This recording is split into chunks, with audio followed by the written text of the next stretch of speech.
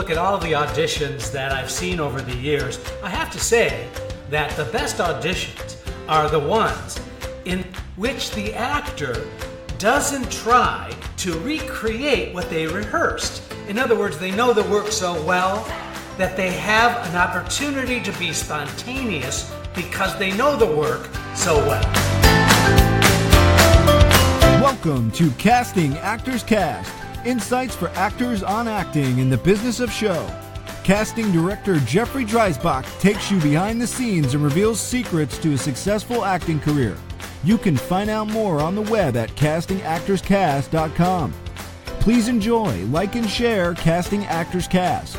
Now, here's your host, Jeffrey Dreisbach. Well, hello and welcome to another episode of Casting Actors Cast. I'm Jeffrey Dreisbach, casting director with McCorkle Casting in New York. Hoping you're having a wonderful day today. Is it a wonderful day? How's your day going? I'm excited to share this episode with you because we're calling it the Audition Checklist. Do you have a checklist for your auditions? If not, this episode is for you.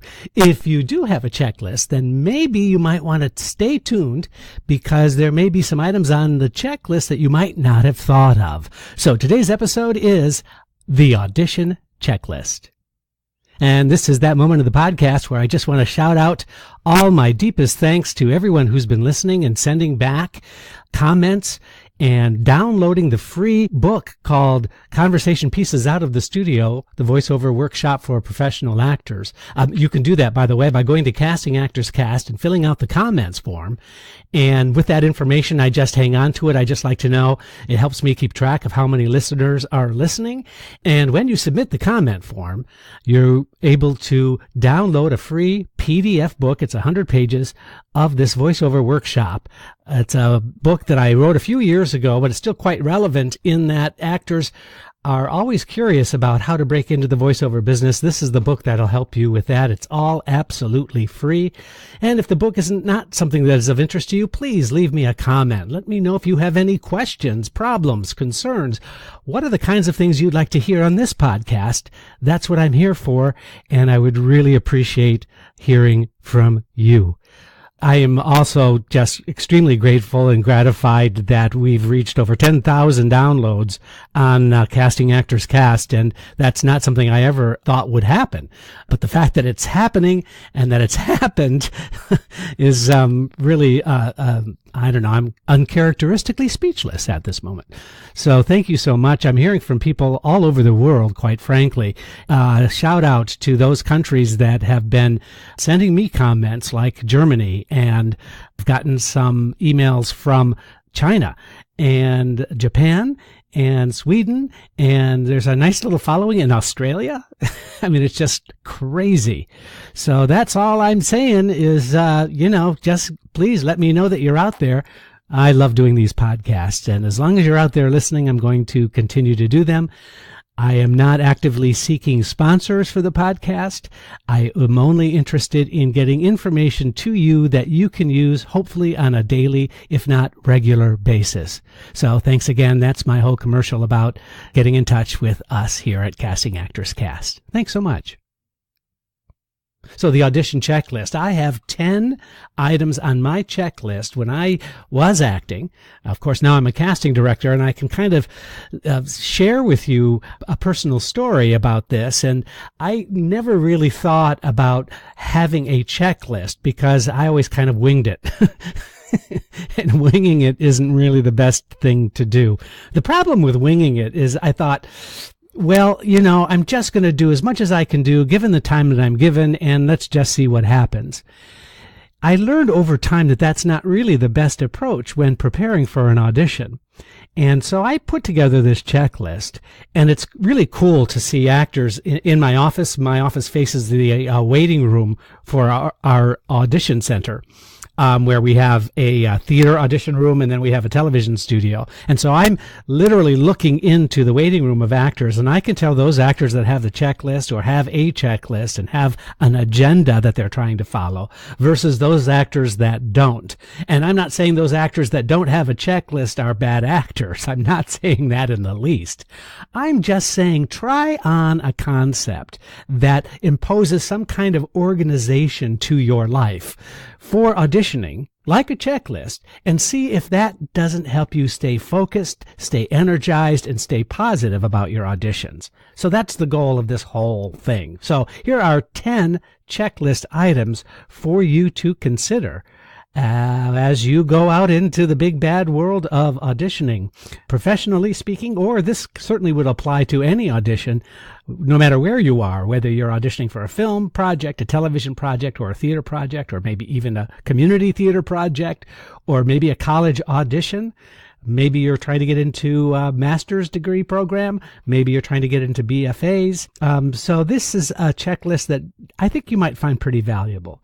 First and foremost, and it probably goes without saying, is you need to get and study the audition material you're going to be auditioning with. I know that sounds kind of obvious, right? But there are many times where the actor puts off even downloading the script. That puts off even, they get the script, they print it out, or they go to the location and check out a script, however that method is that for you to obtain the material. But then they just kind of sit with it. And they oftentimes, I've seen this happen, and I can certainly speak for myself, is that I put off working on that script for the last, until the last minute, until the last possible moment. And that's kind of a lazy thing. I think there's some self-defeatist stuff going on when you do that. But not only do you have a really much better chance at delivering the best audition possible when you have the script early, but you also need to study it. Also take a look at it. And don't put performance pressure on when you take a look at the copy for the first time. Simply read it. And if it's a few days in advance, you don't have to sort of crash course it for trying to digest how you're going to play the part. Much better for you to just say to yourself, you know what, tonight, before I go to bed, I'm just going to read the script. So it's something I can mull over, I can think about. Day 2, I'm going to spend a little bit more time, maybe read over the script a few more times, get an idea of what would be interesting about this particular script, and then continue to move on in a direction that will help you feel more prepared. Item number 2, you need to work on that material after you've gotten to that point. You need to work on the material with a coach. I know this is kind of tough. A lot of people don't want to deal with, outsourcing their work. But I'm not talking necessarily about a coach that you would pay money to. I'm talking about a trusted friend who's a peer, maybe an actor whose work you like and admire that can help work through some scenes. I don't know of any actor who would turn you down unless it was because of some scheduling issue, because actors are just always excited and want to act. So if you say, gosh, I've got this audition and I really need some help, and could you play this other part while I do and work on the part, it'll turn out to be a really great experience for the both of you, not only for the actor that you are using as a coach, but you'll feel much more confident about your audition. So make sure that that is on the checklist, to work on the material with a coach. Item number 3 on the actor's checklist, before the audition, I'm talking about 24 hours before the audition, select the best clothing for your audition. Now, I've got a podcast on the actor's wardrobe. It's in the archives. If you go to any of the podcast providers that you've been picking up the podcast on and can go back far enough, it's called the Actor's Wardrobe. And it is a podcast that is completely dedicated to how you should set up your wardrobe for auditioning. Now, this is a wardrobe that you wouldn't wear ever on the street to a party or whatever. It's completely separate, and it's your acting wardrobe. Now, you go to that little section of 5 or 6 pieces hanging in your closet, and you decide, based on the character, what is the best suggested look for this particular character, and dress appropriately to that character. Again, I'm not talking about a costume, and this is really important. If you're going in to play a pirate, don't bring in, a wooden leg and a parrot, please, and an eye patch. That's that actually happened. Don't do that. What you want to do, though, is to wear clothing that is comfortable and appropriate to the period, comfortable and appropriate to the audition. Also, you might get some insights on the concept of the piece. And they're going to say, okay, it's a Shakespeare, but we're doing it in modern clothing. Well, clearly, then you might want to consider wearing a suit, or you're wearing something a little more upscale, if that is, in fact, the case.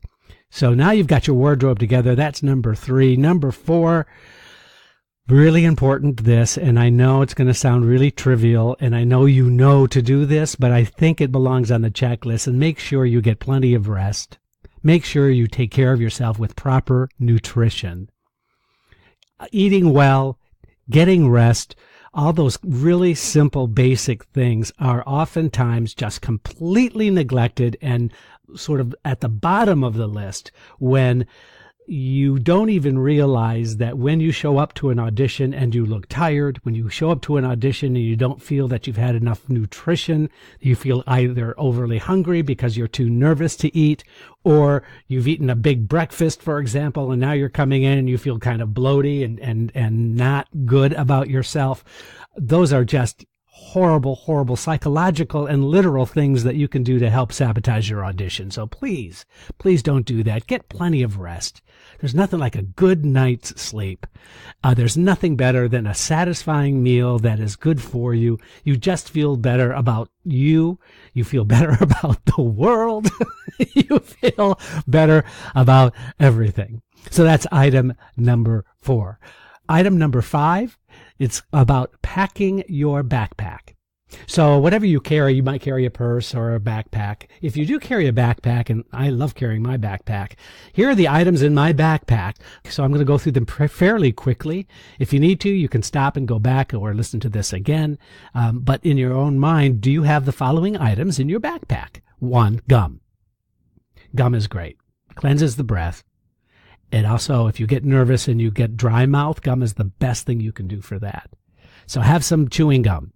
Number 2, water. Obviously, that's a great thing to have around. It's always good to be drinking water. It's a healthy thing. Feels great. So water is a good thing. You might want to consider wearing or throwing an extra shirt in, whether it's a t-shirt or whether it's just another dress shirt or just some other kind of top. Maybe it's a light jacket, a piece of clothing that you can throw on should, for example, the audition room be ultra cold. Many television studios keep their temperature very, very, very cold. So if you're going in for a film or a television piece, just having a quick light jacket to throw on afterward or beforehand, that's a really good idea. Next, please do not forget your picture and resume. I know we still ask for pictures and resumes. People think it's just so passé now that your agent should take care of that. We don't like using the electronic pictures and resumes on our iPads. We really like physically having the picture and resume because the director uses that, something tangible in your hand. Please remember to bring a few extra pictures and resumes. You never know when you're going to need that. Next item is clearly you're going to bring the script of the material that you've been working on. Preferably it's going to be highlighted with your part so that you can stay focused and concentrated on your work. Now, there are some little tip I want to give you is that some of our actors of a certain age or actors who wear glasses, by the way, that should be in your kit as well, an extra pair of glasses. If you're going to wear glasses, maybe an extra pair just in case is always a good thing. But if you think that glasses might be a hindrance to the character, then many actors will take that script, if it's a PDF or it's a Word document, and enlarge the script so that you can still hold pages and not necessarily have to wear your glasses. I thought that's a very cool tip.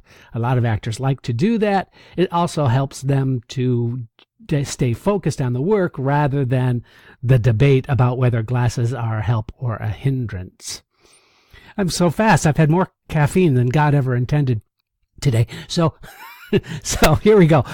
So we did gum, water, shirt, picture, resume, the script. Oh, here's one, lip balm. I know, some people have a little container of Vaseline, but something that you can put on your lips. This trick I learned from Alec Baldwin when I was doing a soap opera called The Doctors, and that was Alec Baldwin's first soap opera in New York. And he always had, it was like the coolest thing, because he was just like this coolest actor ever. He always had a little bit of Vaseline or lip balm, and before every take, he would just put a little bit on his lips. So I know it sounds kind of weird, but his lips always looked moist, and they just showed really well on camera. I thought, man, that is like a cool little hack there. So lip balm is a good idea. Don't forget a comb or a brush, just because you never know. You might hit a windstorm before your audition, and being able to kind of tidy up really quickly before you go in so that you look your best, always, always, always a good thing. And that does it for the backpack. The next item, number 6, just please, it's a psychological checklist item, and that is, just remember that the audition is not an evaluation. We're not evaluating you when you come into audition. But what it really is you giving us an interpretive sample of your idea of the role for the project. I'm going to repeat that because it bears repeating. It is not an evaluation. An audition is an interpretive sample of your take on the project that we're working on. Simple. It's simple as that. If you feel like it's a thumbs up or thumbs down kind of scenario, you're making a big mistake. You're trying to simplify a much more complicated situation. I've said this many, many times, but what are you in control of versus what are you not in control of? You're certainly not in control of how we think you are right or not for the role we're casting. It's much more important for you to know that you're in control, but you've got a preparation, you've got the right clothing, you've got a backpack for almost every eventuality that could happen or situation, and then you just simply show us how you're going to play the part. Item number 7. Again, I think this goes without saying, but I'm going to say it anyway. That's just the guy I am. That is PMA. PMA. Positive mental attitude. Being up for the task, looking forward to showing us acting. In fact, if this is what you want to do with your life, if you want to be an actor, then you should relish the opportunity to have acting in front of you in an audition. It's just another opportunity to act, and a positive mental attitude goes such a long way. First of all, it just helps you, and that's the most important thing. But also, you can imagine, it also helps us big time, because here's somebody who comes in and is giving the energy that is literally saying, I can't wait to show you how I'm going to audition for you, and I can't wait to show you how I'm going to play this part.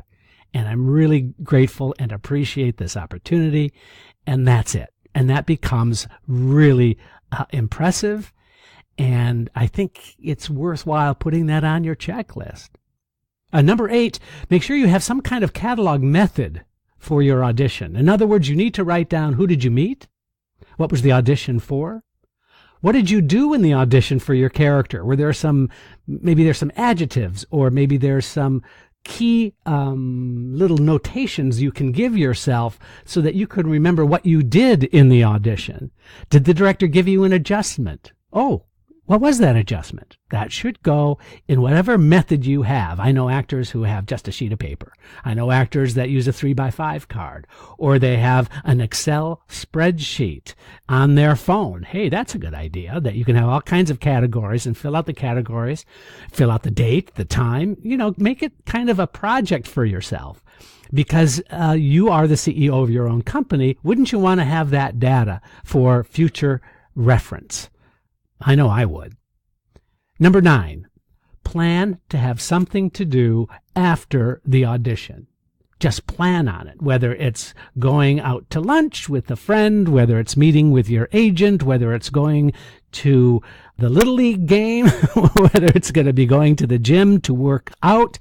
Any of those things are just really great to have something in front of you after the audition. And that brings us to finally number 10. Please make an active decision to not re-audition in your head. You know what I'm talking about. It's that thing where you go and you leave the audition and you thank everybody. And now you're in the elevator on the way home and you're trying to recall what you did in the audition so that you can either beat yourself up or you can, beat yourself up because it serves zero purpose for you to re-audition after the audition. It doesn't help at all. Now, if the difference being is if you suspect you might have a callback, well, now that's something a little bit different. Making notation of what you did, then having something to do after that audition.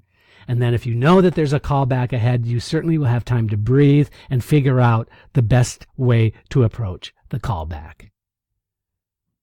I really loved putting this list together. It sort of recalled a lot of things in my past that were both helpful and with things I wish I had had in place in my early time as an actor. But now that I'm a casting director, I can look into that waiting room and I can see those who are prepared versus those who are just kind of winging it. And those prepared people just seem to have just a little bit more confidence. And the bottom line for any audition is that you're confident about who you are, your talent, and your place in the world.